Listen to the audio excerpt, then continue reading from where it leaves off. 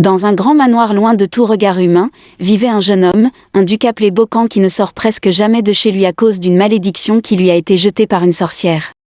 Et à cause de ce sort le jeune aristocrate tue et détruit toute chose vivante qui l'effleure. Méprisé par sa famille, et sa mère qui le traite de la mort en personne, il fut renvoyé et est contraint de vivre dans un quasi-isolement.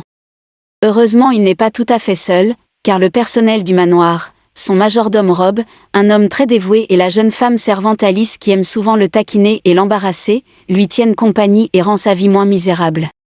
Ainsi Bocan mène une vie loin de la société et est réticent à l'idée de mettre des autres en danger avec sa malédiction. Un jour lorsqu'ils jouaient ensemble, Alice eut l'idée de rendre le jeu plus excitant. Elle demande à ce que le perdant accède à la requête du gagnant. Mais lorsque Bocan était à un doigt de remporter la partie, Alice utilise une ruse qui a déconcentré le jeune homme. Et ainsi elle gagne la partie. Toutefois comme promis Bocan doit accéder à la requête d'Alice.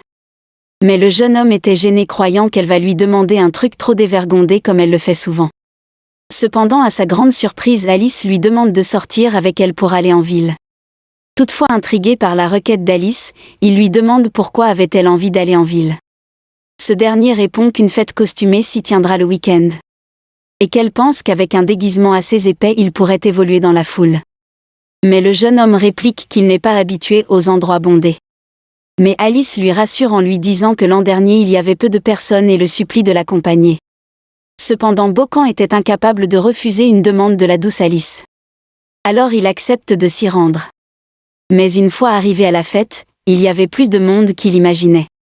De ce fait Bocan était nerveux au début puisque c'est sa première sortie depuis que la sorcière lui a jeté la malédiction. Mais comme avait estimé Alice la couche de métal de son déguisement permet de le toucher sans crainte. De plus il y avait tellement de personnes que sans s'en rendre compte ils se sont perdus de vue. C'est ainsi qu'en essayant de retrouver le jeune homme, Alice fait la connaissance d'une femme mystérieuse qu'il a prise pour sa mère, mais en déduit aussitôt qu'elle est peut-être sa fille. Quant à Bocan, en plus d'être perdu il se retrouve avec un petit garçon qui a également perdu sa mère dans la foule. Ainsi pour calmer le petit garçon en larmes, il joue un morceau joyeux avec un piano pour l'aider à sécher ses larmes. Toutefois dès qu'il commence à jouer l'enfant arrêta de pleurer. De plus tout le monde devenait joyeux et dansait. Et grâce à Bocan l'enfant retrouve sa mère.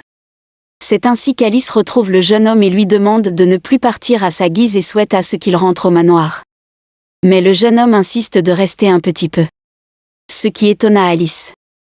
Le soir lorsque la fête tend vers la fin, il se retrouve sur un toit et contemple toute la ville entière. Alice profite de l'occasion pour raconter une légende à Bocan, la légende du mariage avec la lune. Une légende qui parle d'un prince vaillant et d'une belle princesse qui s'aiment et qui étaient promis l'un à l'autre. Cependant une sorcière jalouse enleva le prince jusqu'à la lune. Chaque année à la date prévue du mariage la princesse esselée se tourne vers la lune et lui offrait un baiser. Mais Bocan trouvait que la légende est l'opposé total de la leur. Puisque même s'ils sont près l'un de l'autre, c'est comme s'ils étaient à des années-lumière. Toutefois Alice lui rassure en disant qu'avoir un rendez-vous ensemble en ville était son rêve, et de plus le fait de rester à ses côtés lui comblait déjà. Et même si elle ne peut pas le toucher, elle veut rester à ses côtés pour le contempler. Plus tard dans la soirée Alice laisse un petit mot lui disant que lorsqu'il aurait du mal à s'endormir, qu'il vienne dans sa chambre.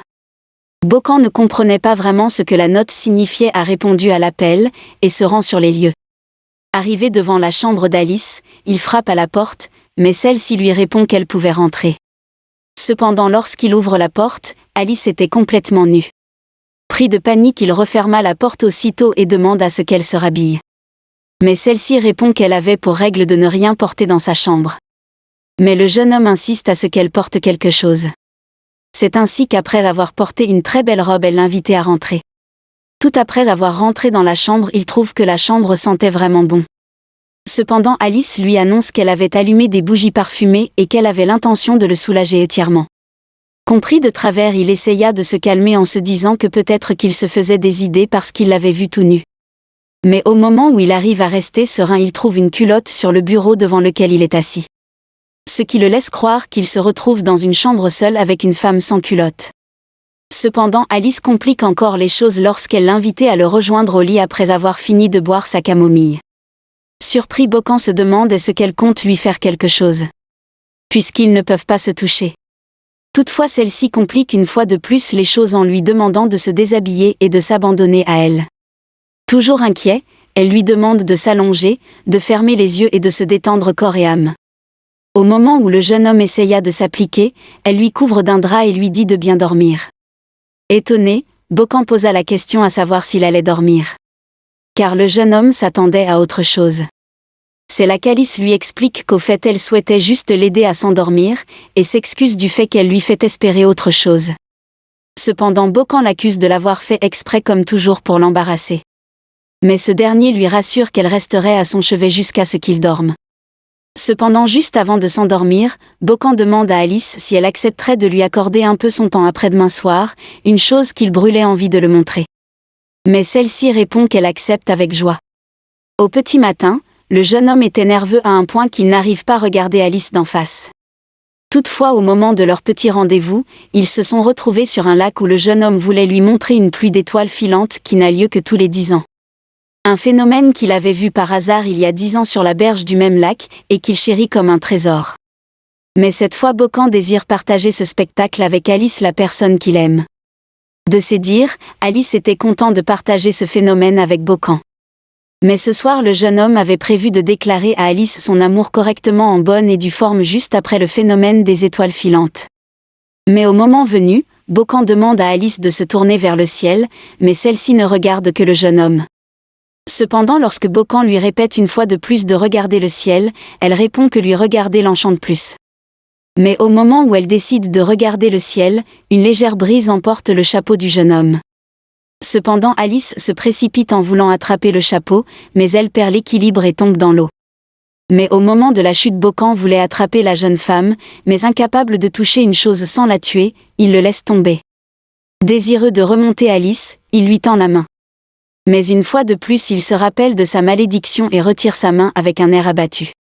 Et ensuite il s'excuse auprès de la jeune fille pour être aussi pénible.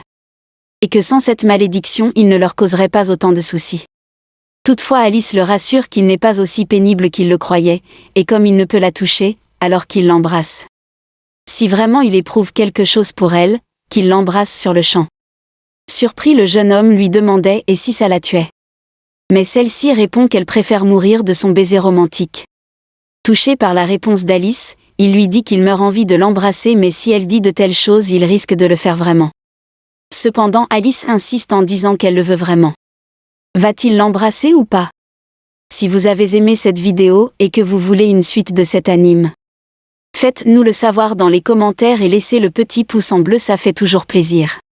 Allez, on se retrouve pour une nouvelle vidéo.